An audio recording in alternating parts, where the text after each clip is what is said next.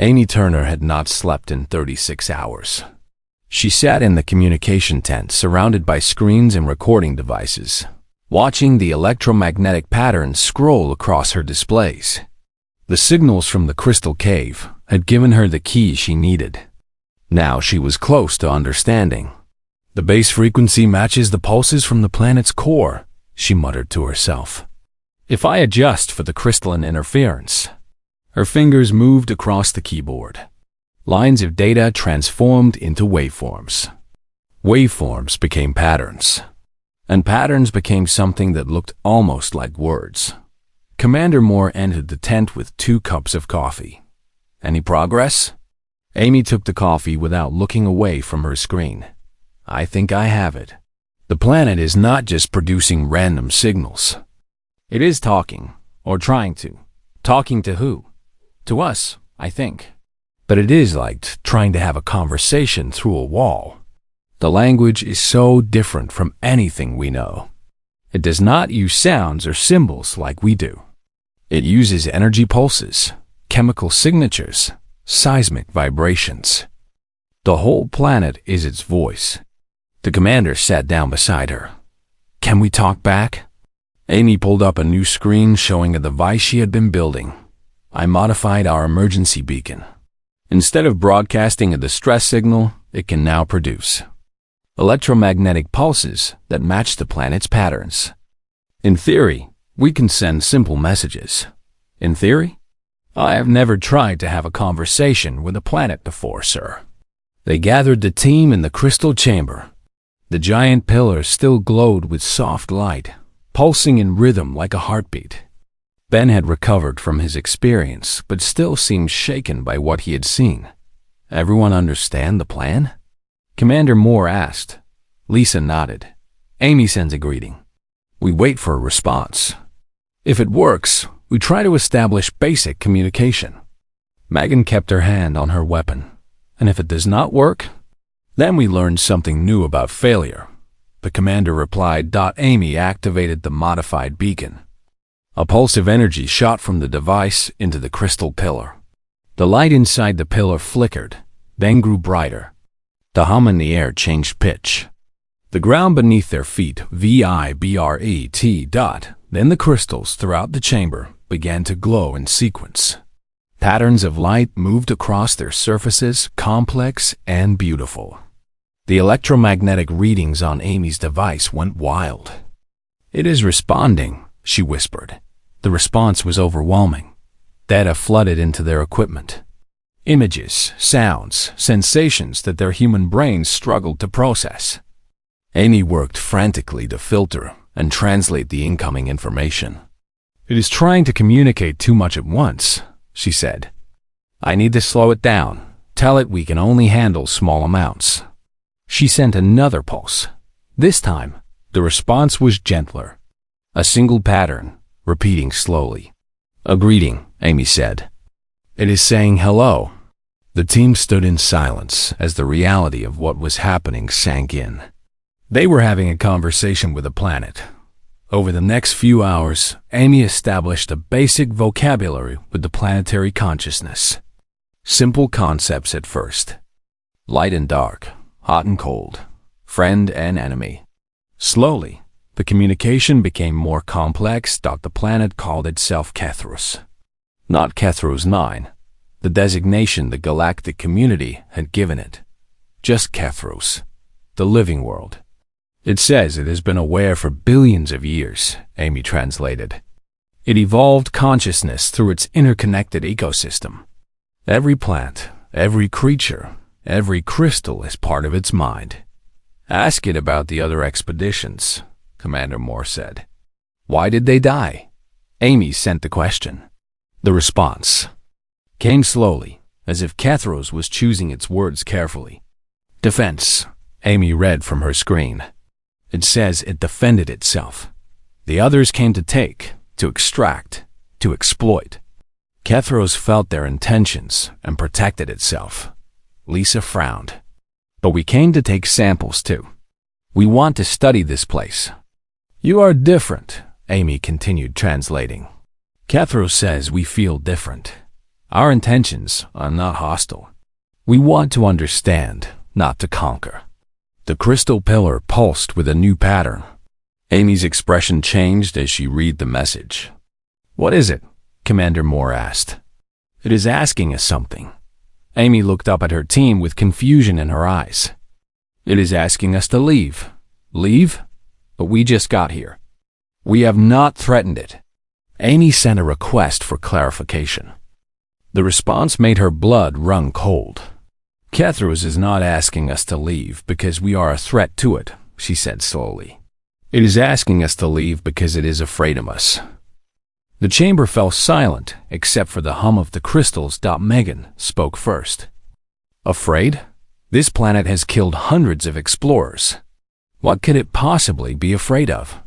Amy continued translating as more information came through. "It shows us visions, other planets, other living worlds like itself. They existed long ago, scattered across the galaxy. Sentient worlds with their own ecosystems, their own consciousness. What happened to them?" Ben asked. "They died. All of them. Killed by the species that evolved on their surfaces. Species that adapted too well. That spread too far. That consumed everything until there was nothing left." Amy paused as new data arrived. Kethros is the last one. The only sentient planet left in the known galaxy. The weight of that statement hung in the air. "And it thinks we will destroy it?" Commander Moore asked. Amy's hands trembled as she read the final message. "It has watched us since we landed. It has seen how we adapt, how we survive things that killed everyone else.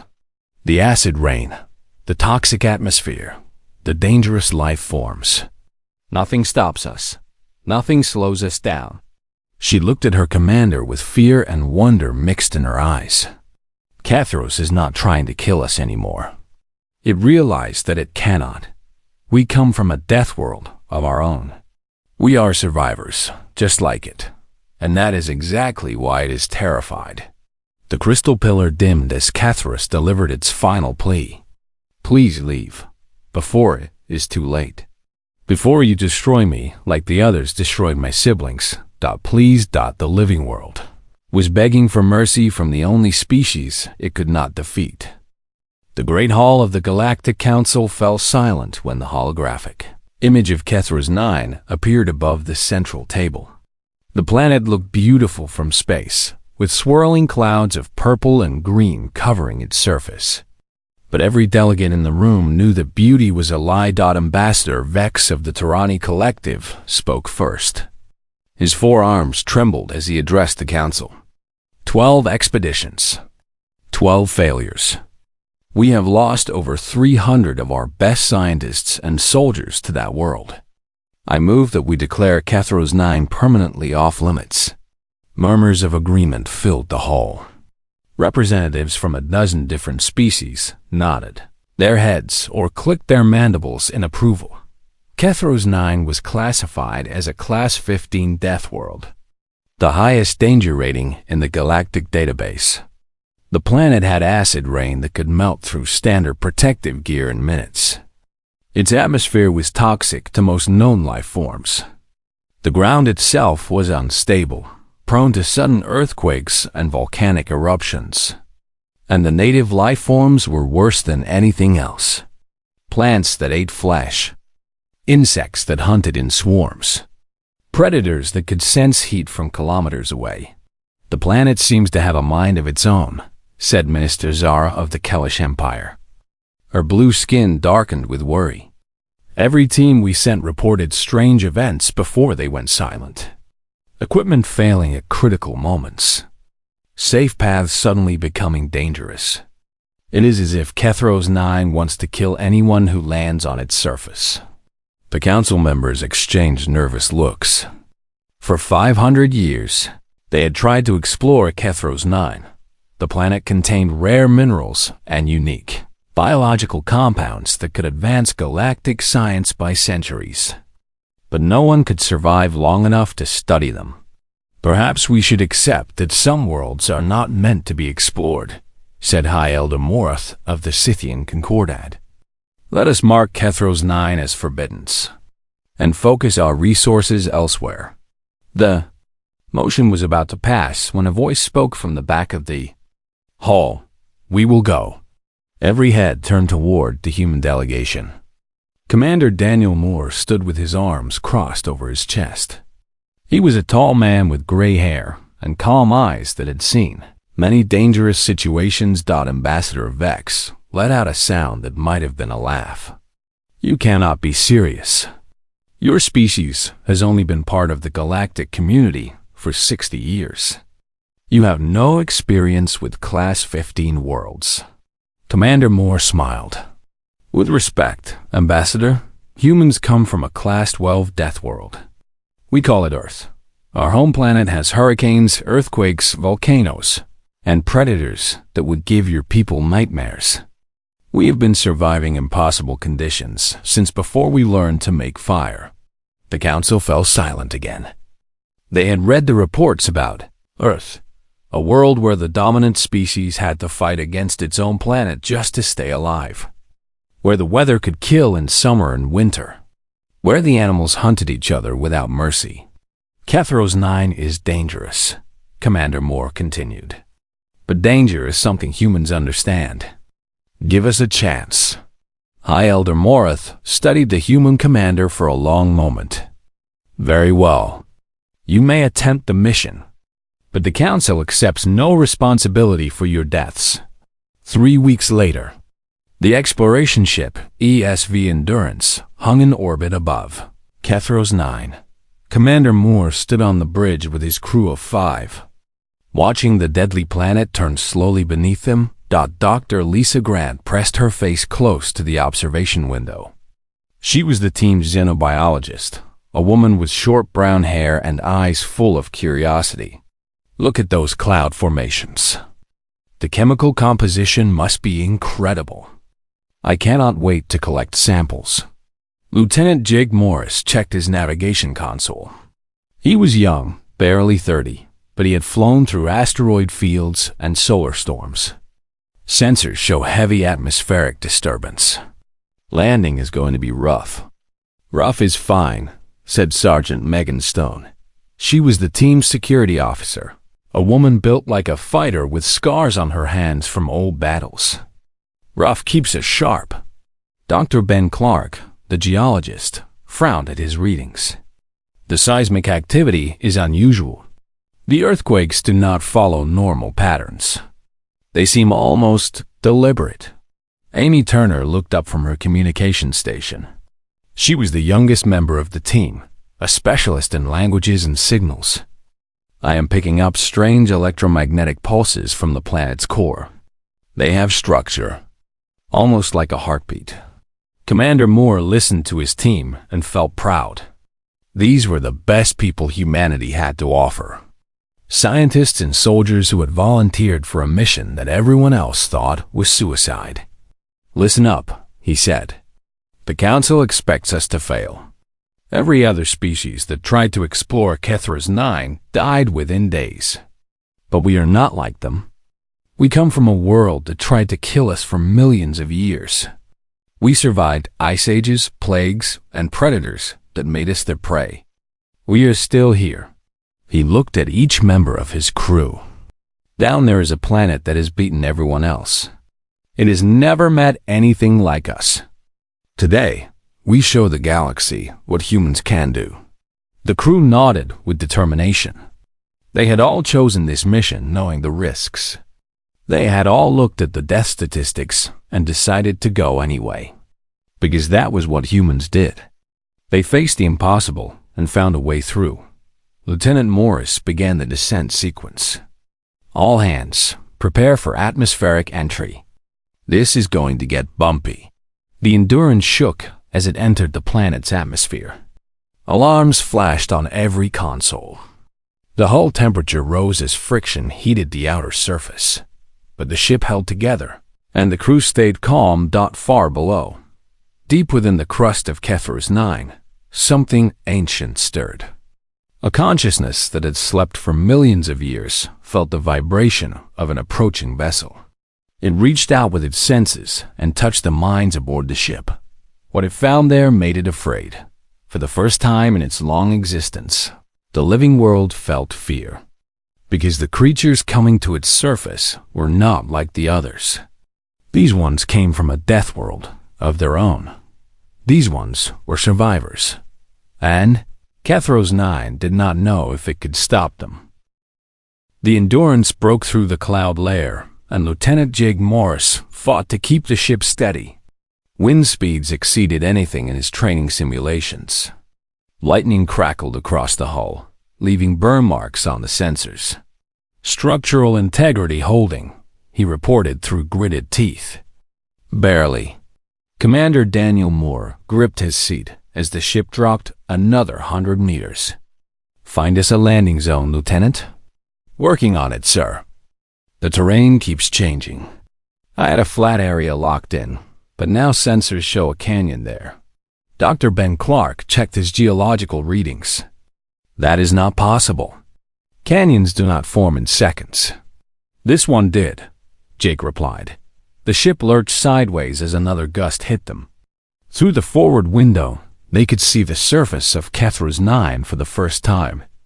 Purple vegetation covered the ground in thick patches.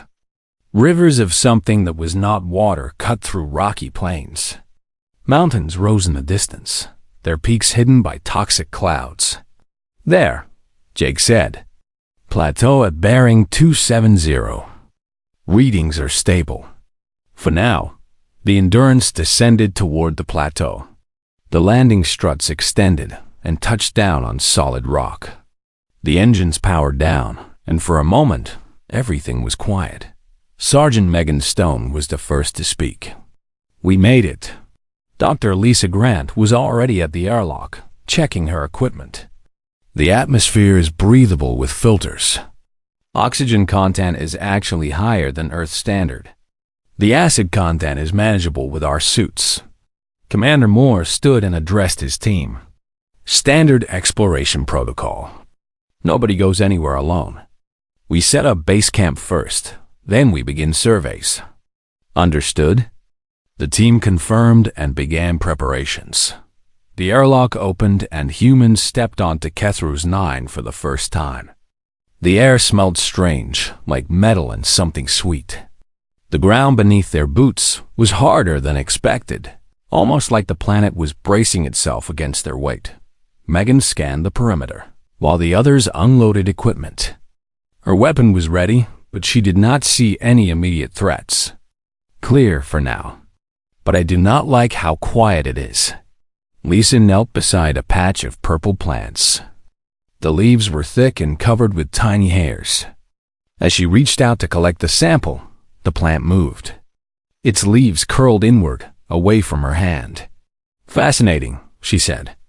The vegetation is responsive. It senses our presence. Responsive is one word for it, Megan muttered. Creepy is another. They set up base camp in 2 hours. Tents made of reinforced material. A portable generator for power. Communication arrays to stay in contact with the Endurance. Everything a team needed to survive on a hostile world. The first night came quickly. Kethros 9 had a short day cycle, only 14 hours from sunrise to sunset. The team gathered inside the main tent for a meal and a briefing. Initial observations, Commander Moore said. What do we know? Ben pulled up his datapad. The seismic activity I mentioned before is getting stranger. Small tremors keep happening, but only when we move in certain directions. When we walk east, the ground shakes. When we walk west, it stops. Like it is trying to hurt us somewhere, Jake said. Or away from somewhere, Amy added. She had been quiet since landing, focused on her equipment. I have been monitoring those electromagnetic pulses. They are getting stronger. And they are definitely not random. The patterns repeat. There is structure to them. Lisa shared her biological findings. The ecosystem here is unlike anything in galactic records. Every plant, every organism I have tested shares genetic markers. They are all connected. like one giant organism spread across the entire planet. Commander Moore processed this information. So we have a planet that might be one living thing that responds to our movements, and that communicates through electromagnetic pulses. Does anyone else feel like we are being watched? Nobody laughed. That night, strange things happened. Equipment that had worked perfectly began to malfunction. Datapads froze. Sensors gave false readings. The generator flickered, even though nothing was wrong with it. Amy stayed awake, recording everything.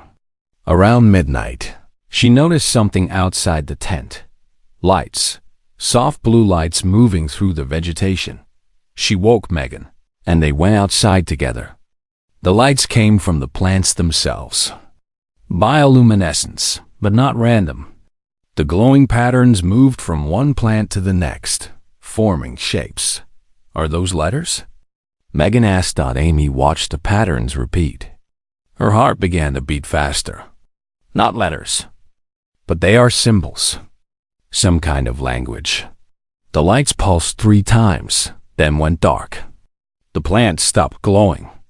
The night became silent again. In the morning, the team discovered something impossible. The acid rain that fell constantly on Kethros 9 had stopped falling around their camp. A perfect circle of dry ground surrounded them, while rain fell everywhere else.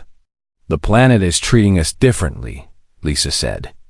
The carnivorous plants I tested yesterday have retracted their feeding structures. They are not trying to eat us. Ben found a cave entrance that had not been there the day before. This opened overnight. The rock shows signs of rapid erosion. Something wanted us to find this. Commander Moore made a decision. We explore the cave, carefully.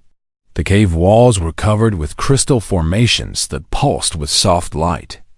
The deeper they went, the warmer it became. The electromagnetic pulses Amy had detected grew stronger with every step. At the center of the cave, they found a chamber filled with crystals the size of trees. The air hummed with energy, and in the middle of it all, a single crystal pillar rose from the ground, taller than any human. Ben reached out and touched it. The world exploded into light. Images flooded his mind. A planet being born from cosmic dust. Life emerging from chemical soup. Evolution across billions of years. And awareness. Slow, ancient awareness growing in the depths of the world. He pulled his hand back and fell to his knees. Ben! Lisa rushed to his side. What happened? He looked up at his team with tears in his eyes. The planet. It is alive. Not just living. Alive. Aware. It knows we are here. The crystal pillar began to glow brighter. And deep within Kethros 9, the living world prepared to speak. The team returned to base camp in silence. Nobody knew what to say. They had come to Kethros 9 expecting to fight for survival. Instead, they found a lonely consciousness that had been fighting for its life for billions of years. Commander Moore called a meeting inside the main tent. The 6 of them sat in a circle, their faces lit by the soft glow of portable lights. We need to talk about what we learned, he said. And we need to decide what we are going to do about it. Dr. Lisa Grant spoke first. From a scientific perspective, this is the most important discovery in human history. A sentient planet. A consciousness that spans an entire world. The things we could learn from Kethros would advance our understanding of life itself. But at what cost? Amy asked. Kethros showed me more while you were walking back. The other sentient planets did not die quickly. It took thousands of years. The species living on them did not mean to kill them. They just kept growing, kept spreading, kept taking resources until there was nothing left for the planets to sustain themselves. Then nodded slowly. I saw similar things when I touched the crystal. Those worlds trusted the beings that lived on them. They never imagined their own children would be their destruction. Sergeant Megan Stone crossed her arms. So what are we supposed to do? The council sent us here to explore. We have a mission. People are counting on us to bring back information. The council also expected us to die, Jake pointed out. They did not think we would actually succeed. That does not change our orders. Commander Moore raised a hand to calm the discussion. Let us think about this clearly. Kethros is afraid of us because we are survivors. Because we adapt and overcome. Because nothing it has thrown at us has worked. Is that fear justified? Lisa considered the question. If humans decided to colonize this planet, we could. We have already figured out how to handle the environment. Given enough time, we would build cities, extract resources, expand across the surface. And yes, that would probably damage the planetary consciousness. The crystal caves that Ben found are like neural centers. Construction and mining would destroy them one by one. So Kethros is right to be afraid, Amy said quietly. Maybe, Megan replied. But we are not here to colonize. We are here to explore. To study. We can do that without hurting the planet, can we? Ben asked. Look at human history. Every time we found new land, we took it. Every time we discovered new resources, we used them. It is what we do. It is how we survived. The tent fell silent. Outside, the wind of Kethros 9 howled against the reinforced walls. The acid rain had started again, drumming against the roof in a steady rhythm. Commander Moore stood and walked to the tent entrance. He looked out at the alien landscape, purple and green and deadly beautiful. I have been thinking about what makes humans different, he said. Not different from other species in the galaxy. Different from what we used to be. He turned back to his team.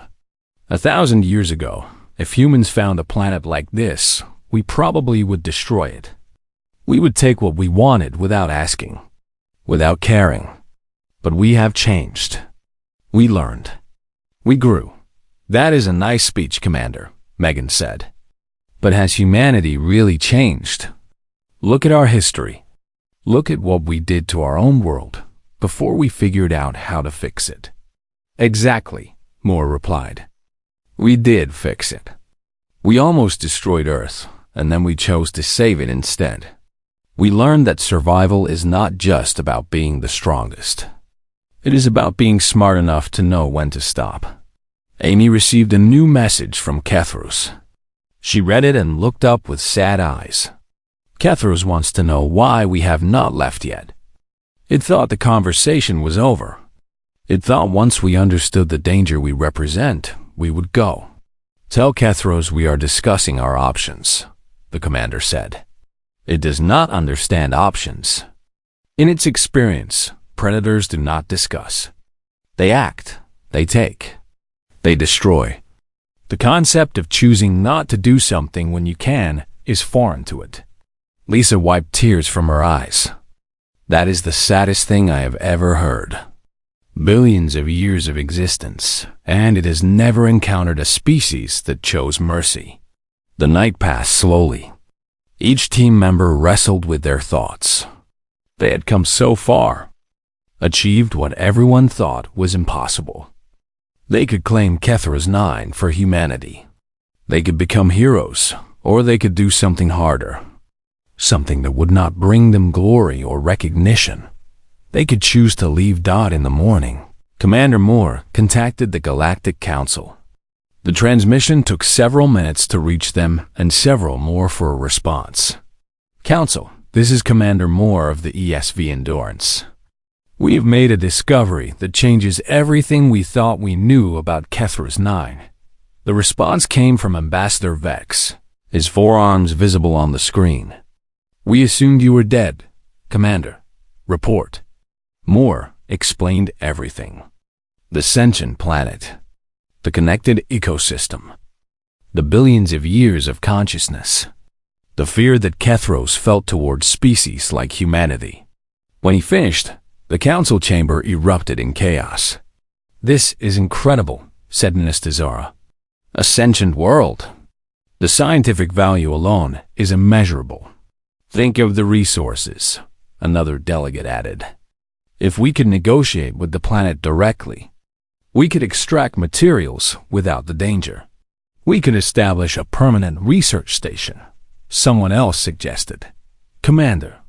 Moore listened to the council debate, the future of a living being like it was property to be divided. And in that moment, he knew what his team had to do. Council, he interrupted. Cathros 9 is not a resource. It is a person. A very old, very frightened person who has watched everyone it ever cared about die. And it is asking us, begging us, to leave it alone. The chamber went quiet. What are you suggesting, Commander? High Elder Morath asked. Moore looked at his crew. They nodded back at him, their decision made. I am suggesting that humanity does something no species in galactic history has ever done. I am suggesting we show mercy to a world that cannot fight back against us. The transmission ended. The council would debate. They would argue. But the decision was not really theirs to make. It was up to 6 humans on a lonely planet who had the power to destroy, and chose instead to protect. Commander Moore gathered his team in the crystal chamber one last time. The great pillar still pulsed with light, waiting for whatever the humans would do next. Cathros watched through a billion eyes, through every crystal and plant and creature on its surface. Before we make our final decision, I want to hear from each of you, the commander said. This is not an order. This is a choice we make together. Dr. Lisa Grant stepped forward first.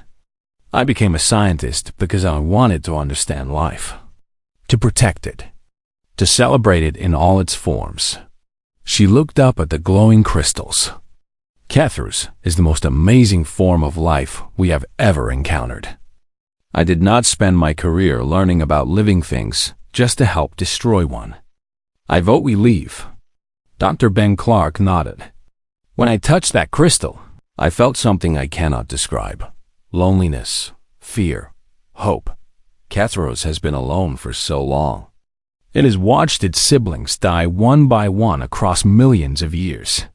I cannot be part of ending the last one. I vote we leave. Lieutenant Jake Morris shrugged his shoulders. I am just a pilot.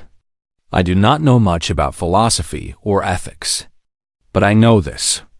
My grandmother used to tell me that real strength is not about what you can do. It is about what you choose not to do. I vote we leave. Amy Turner smiled through her tears. Cathros spoke to me.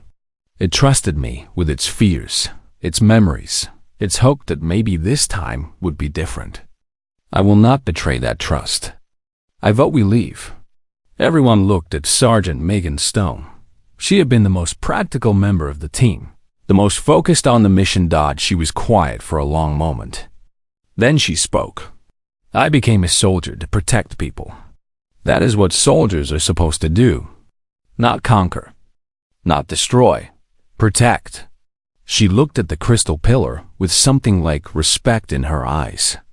Cathros cannot fight us. It knows that. We know that. And that is exactly why we cannot hurt it. Because attacking something that has already surrendered is not strength. It is cowardice. I vote we leave. Commander Moore felt pride swell in his chest. Then it is decided. We return to the Endurance and leave Cathros in peace. Amy stepped toward the crystal pillar. Let me tell Cathros our decision.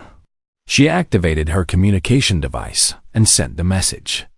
For a moment, nothing happened. Then the entire chamber exploded with light. Every crystal began to glow. Colors they had never seen before danced across the walls. The ground vibrated, not with violence, but with something that felt like joy. The hum in the air rose to a beautiful tone, like music from an instrument that had never been played.